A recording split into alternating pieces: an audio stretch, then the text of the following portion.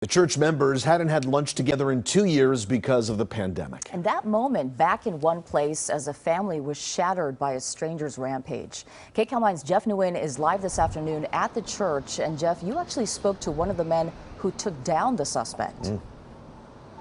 We certainly did, so let's get to that in just a bit. But you know, earlier Michelle just told you about the brave pastor who picked up a chair to take down that suspect. Well, now we are hearing firsthand from one of the heroes who actually did that. And moments before he went after the suspect, he also confronted him about locking that door. Use a chain and padlock, lock the door.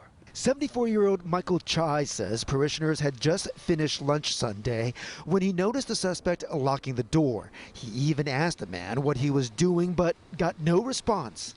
I tried to find the exit from the other door. Then he starts shooting.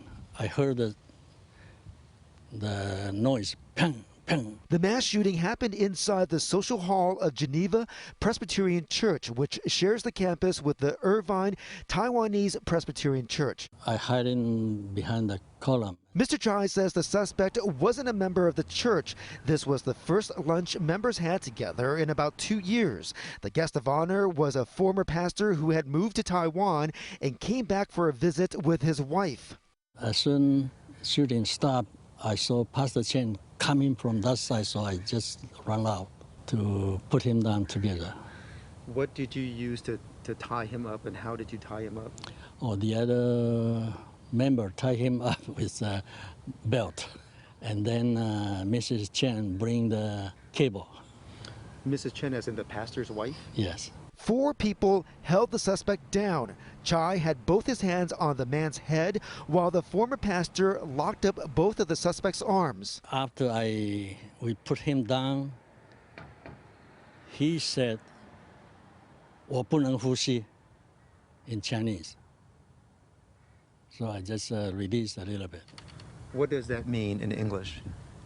I cannot breathe. Their quick actions really brought to resolution and conclusion this incident that could have been much, much worse. And I want to really emphasize that the majority of the people in attendance were elderly. Who grabbed the gun?